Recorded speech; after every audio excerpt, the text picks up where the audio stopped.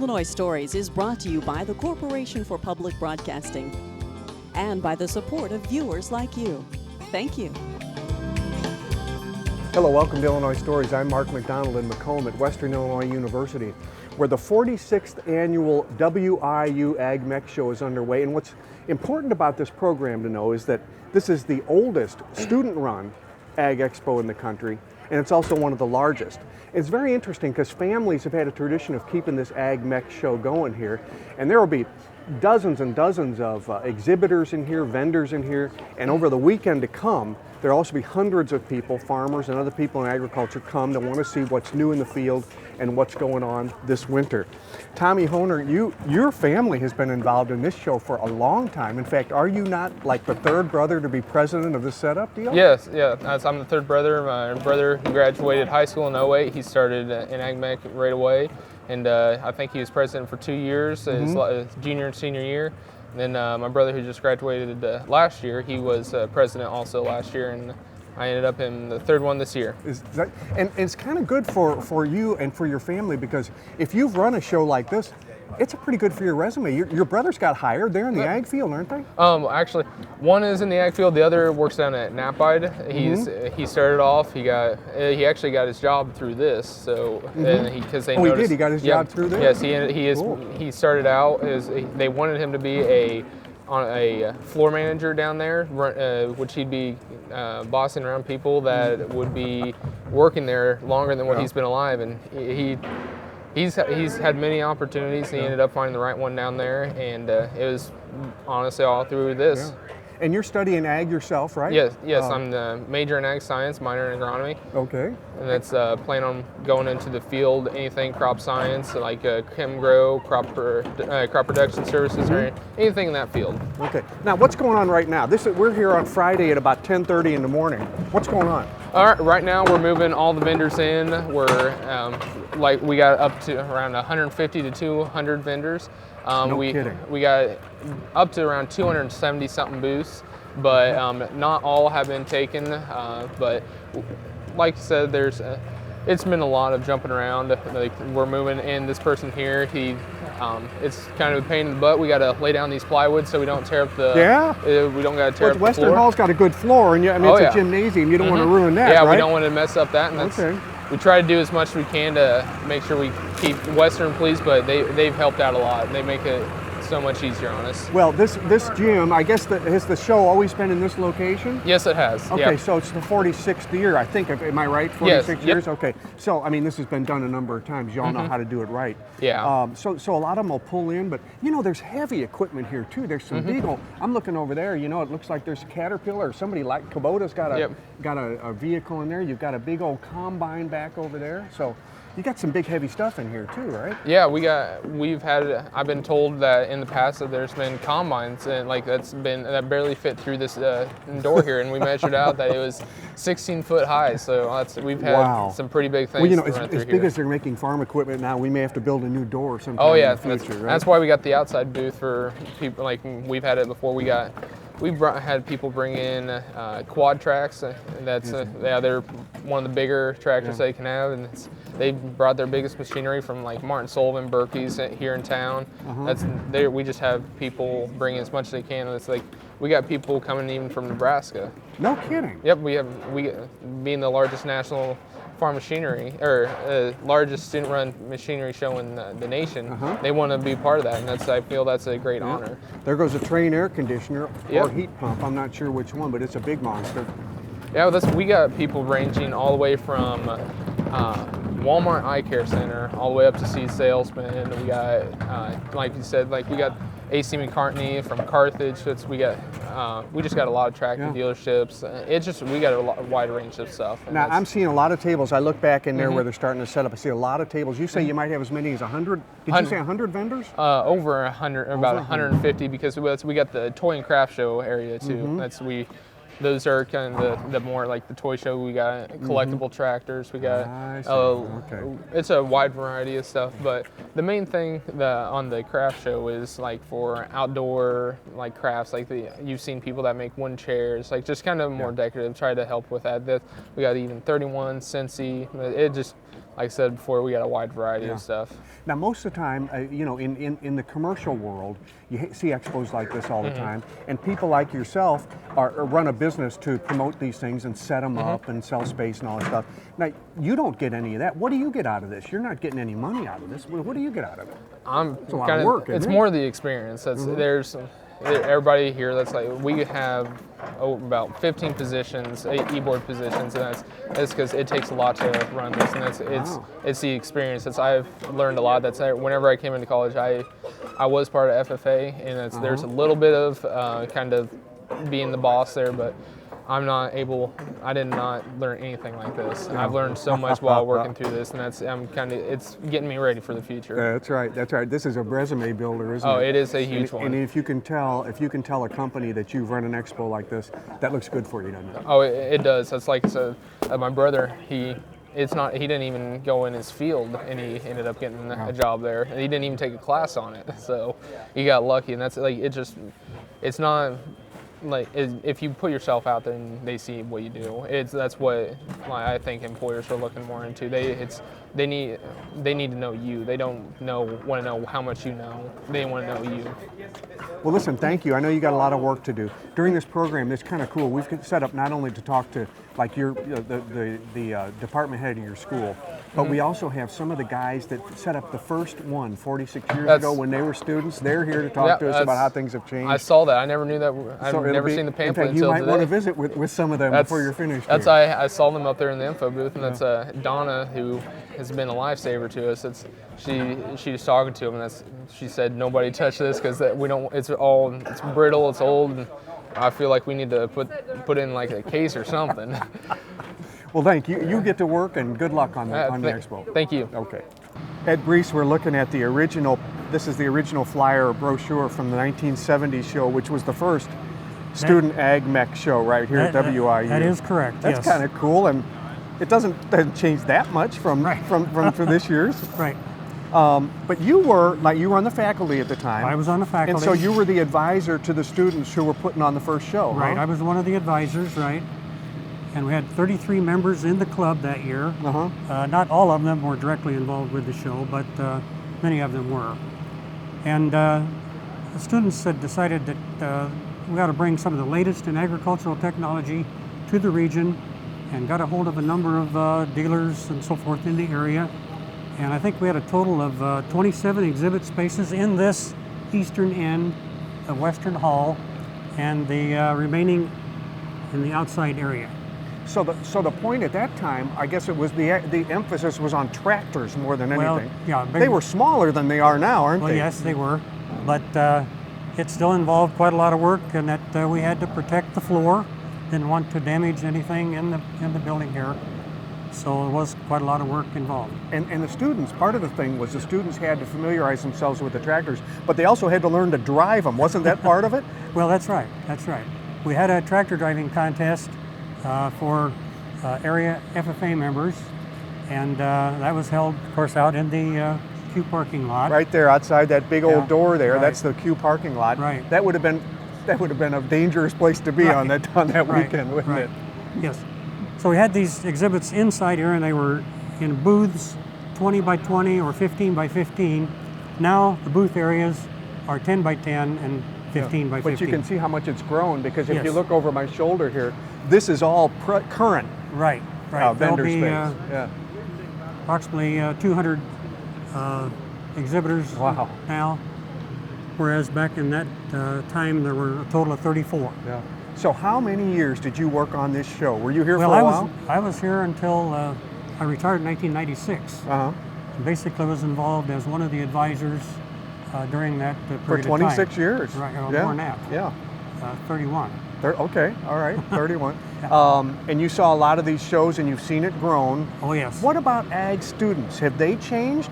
Well, one thing about it is we get tremendous students at Western in the agriculture department. They know how to work. They, as exhibited by laying out the area here and putting in the plywood to protect the floor. Really? This is all student work. Oh, wow. Okay. Yeah. Advisors are just one of the entities that go into making this show possible. We have of course, the people here in Western Hall, physical plant, the Public Relations Department of the university, Office of Public Safety, on and on and on, and many different entities go into making this show possible. Yeah. Well, it's going to be a humdinger, I can already tell. And people that come for the weekend, I mean, it's really a good time. Who's doing anything on a February weekend, right? Now, interestingly, the first show was April 3rd, 4th, and 5th, which is really late in terms of, because now farmers are trying to get in the field. Yeah, they want to be planted by April 1st. But that particular year, we had a snowstorm on the 2nd. Had about 4 inches of snow, and so university had to put their snow plows on in order to make room out here in the exterior parking lot for the exhibits. But because it was April, they were driving those tractors through the snow. Then those students were driving through the snow because it was April. The snow didn't last long, so but it was kind of a shock to wake up and find that we had snow. I don't know, the objectives of the show were to bring the latest in agricultural technology to the region, also to expose our students to what it would be like to work for a company such as International Harvester, John Deere, Case, Alice Chalmers, and so on, Caterpillar, and also to expose our students to those prospective employers. And in addition, then, I guess you'd say to promote the agriculture department, now called the School of Agriculture and Western Illinois University. Yep. Well, it's worked pretty well over the years. It has, yes. Thank you. We have tremendous exhibitors, and we invite the public, of course, which it's free. There's no charge for admission or parking, and so it's worked very well. Thank you, sir. Thank you.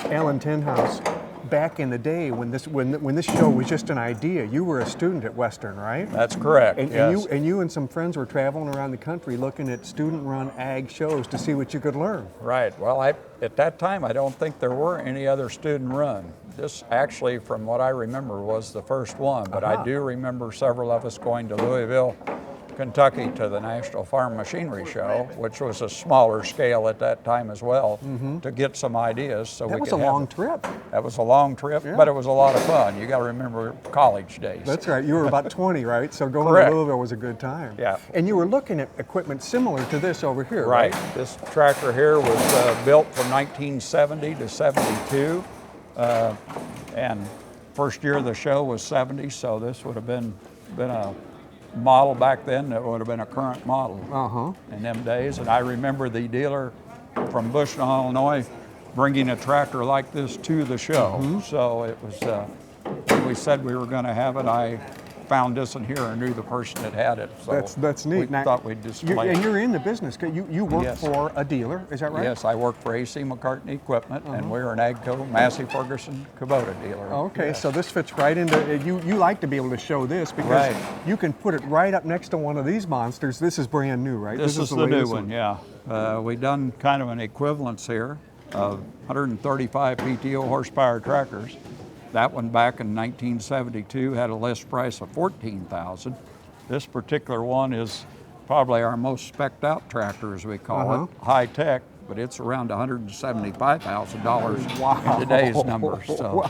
Well, even $17,000 would have been a pretty penny back in 1970. Oh yes, back then, yes. But now $170,000. Well, but it's got a lot of stuff, doesn't it? Right. I mean, this thing will go fast, and it's very steady, steady pull. Yes, it's a constant variable transmission, so it'll go from 0 to 34 mile an hour, just whatever speed you want to run. You can set it. Has front suspension, cab suspension, and they're just pretty high tech, the new tractors on the top of the line. They are beautiful. You know what I like talking to you guys that have been involved in this for a while, because so many of you are still in agriculture. You've made your living in agriculture, and now you're even back to farming again, aren't you? Yes. Yes, enjoy that. Fortunate enough, my cousin passed away, and my first cousin owns the land. Son and I we're farming now, and yes, we enjoy it. He has a full-time job, and I do too, but we still have time enough to get the crops in and out. Well, You learned a lot during those years at Western in the ag department, didn't you? And it Yes. served you well. Yeah, a lot of fun going to school here and had some great teachers back then. Yeah, a lot of fun. Thank you, Alan. Yes, thank you. Bob Lewis, that year, that April in 1970, we've been talking about it. It was more of a tractor show than anything at that time. And you were the president of the first show. Yes, that's right. Yes, I was president of the Ag Mech Club in 1970. And yeah, it was a little bit of a struggle that first year, but we got it started, and it's gosh, it's sure grown since. It's sure something now. Yeah. And you actually went on to, you had a stint in the Army after college, but you went into agriculture then, didn't you? Yes, I went to work for International Harvester Company in out of the Peoria district, and worked for them for 8.5 years, and then ended up buying a dealership in Aledo, Illinois. Yep. Got pretty familiar with those ag products, didn't Yes, you? I did. Yes, I did. Yeah. And got to know farmers pretty well. Got to know what their needs were. Right. Did you ever have any second thoughts about going to ag school, or was it something that you always appreciated and were glad you did? Oh, I'm glad I did. Yeah, I was born and raised on a farm in Hancock County, just west of here, and yeah, I was always planning to go to ag school, and I thought about being a farmer, but I got into that agricultural business, and then I decided to go that route instead. Yeah. When you think back on that first show in 1970 and what you see here with the maybe 200 vendors maybe out there they're talking about, it's quite a success. It's amazing. Isn't it? Yeah, I was talking to Dr. Brees, and he said that they were 12 times bigger than it was in the first show. They're taking up that much more space, and it's it's really grown into quite a show. Yeah, of course, you and your colleagues that put the first one together, you know how much work it takes to organize all that stuff, but probably the first one's the hardest because you got to make the initial contacts with the vendors. Exactly. Yeah, we tried to get some the manufacturers to come to the show, to try to get some manufacturers to make the displays, and being the first show, they had no history of us. We were just kind of cold calling them, and it didn't work out real well. So we went with local dealers, and it worked out pretty good. Yeah. And of course, they have a tendency to see you as kids, right? Oh, they're Exactly. just kids. What are they going to? However, now I think this is established enough that now when those kids call, they know that it's a real show, right? Well, I'm sure that now they're budgeted for this show. They plan this show every year. I'm sure when they do their annual planning, they plan to have the representatives here, plan to have a space, and show their products. Yeah, it's a whole different deal. Yeah. Well, thanks for visiting with us. You bet. It's my pleasure. Well, Bud Lewis, your brother was the first president of the Ag Club, right? Mech Club, yes. Ag Mech Club that put on the first show. You were in that first group, I was right? in that first group. And then 2 years later, you became the president of the club. Exactly. So you knew a little bit about what he had gone through trying to preside over getting that first thing going. In fact, yours may have been harder because didn't the expo keep growing and growing and growing? Yes, it kept growing. When we first started, we were in the very east end of the facility here. Yeah. And I was a freshman that year, so I was just getting acclimated. So they did all the work for that initial year. Yeah, you were just I just came hanging in with Big Grow, right? Right. It came in right when basically about this time, for that show setup By the time time. you were a junior and a senior, you were very active. Right. When I was a senior, I was the president. And you went into agriculture too, didn't you? Yes. When I graduated, I went to work for A.O. Smith Harvest Store. It was in this area of selling harvest stores and feeding equipment. And the livestock was big in this area, but over the time it kind of has changed. And so then I went into seed business. The seed business. Yes, I was in seed, and now I'm with FS and with buildings and bins. So FS, which has happened to have an exhibit display here, and you've been doing that for 25 years. Right. And you sell grain bins? Yes. And buildings. And buildings. Okay. So these are big ticket items. When a farmer has to put in grain bins or build a building, he's substantially adding to his property there. Exactly. Yeah. And back in the 70s when harvesters were a big ticket item back then.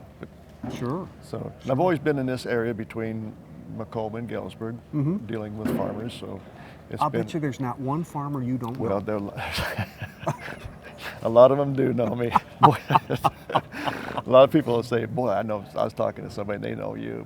But, well, sure. So that's good. Yeah, sure. It's 25 years. I mean, if you stayed in the same location, and farmers, of course, they have a lot of property, so there aren't that many people. There's, they're spread out. Right. Well, good for you. Good for you. And your brother and you have both had good experiences being in agriculture because of what you learned here. Exactly, right. No, this was a great education and it was a great opportunity. Yeah. So, Thanks for visiting with us. yeah, okay.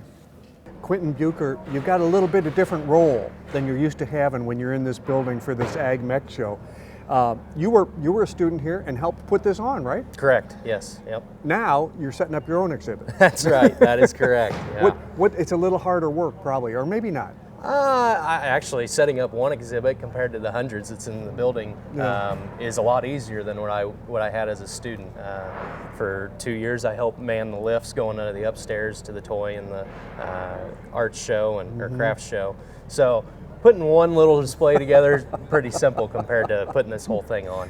Did you grow up on a farm? I grew up raising cattle and helping my father or my grandfather on his grain operation. And that's just north of Macomb? Is that what it's outside of Bushnell over by Walnut Grove area. Yeah. So did you always felt you had ag in your blood? Oh, did you always feel like you'd be in ag? Oh, yes. And so you became an ag student here at Western? Correct. I majored in animal science and had a minor in ag business.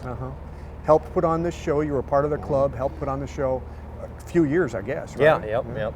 Had a part in attended the show. If not, had a part in putting on it all 4 years of my school. Yeah. And then you got a job in agriculture. Correct. What did you think when you got that first job? Was that kind of a thrill?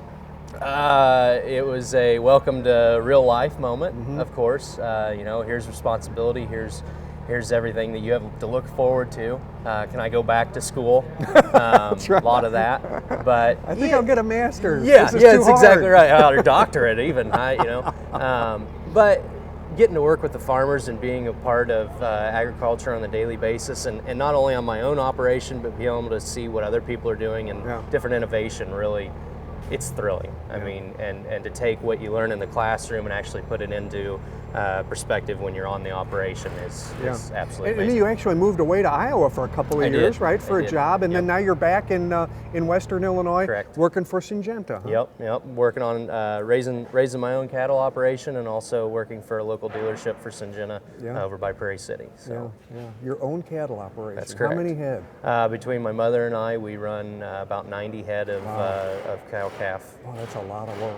It is, yes. Good for you.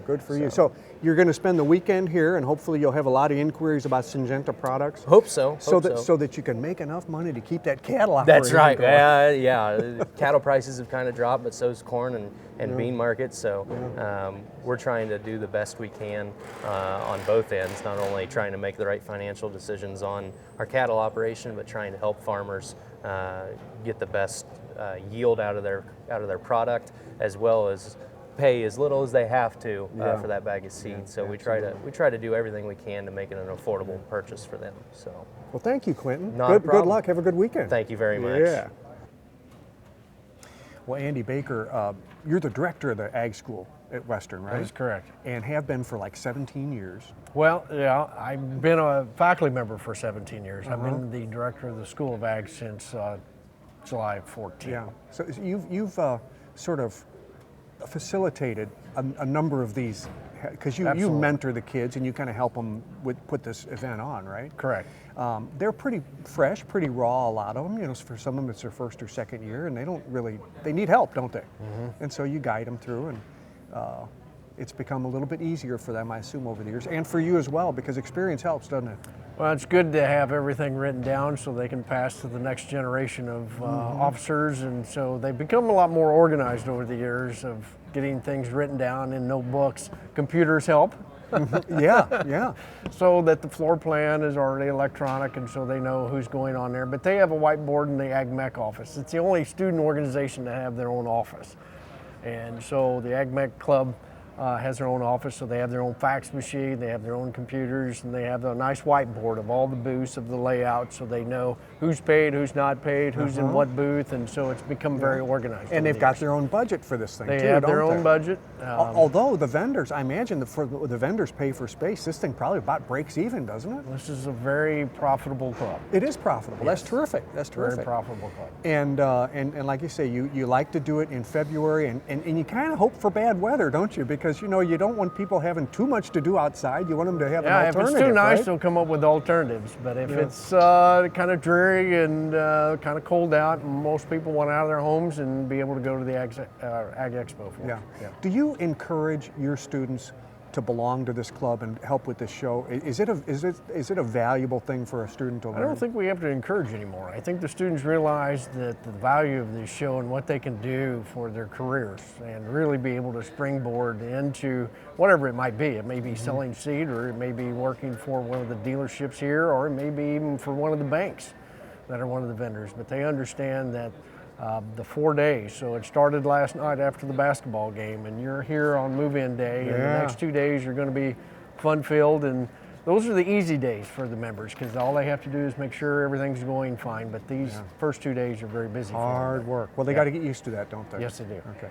Andy, thank you, and thanks to your students for talking to us. It's a great day to be a Leatherneck because, Mark, you're here today. We appreciate you coming down and spending the day with us. It's been a lot of fun. Yeah. This is a big deal. I mean, there are about 50 members of the Ag Mech Club that helped put this on. And there are maybe 6,000 to 8,000 people who come through here looking for information on ag supplies, etc. And this is one of the big expos, ag expos around. With another Illinois story, at Western Illinois University in Macomb, I'm Mark McDonald. Thanks for watching.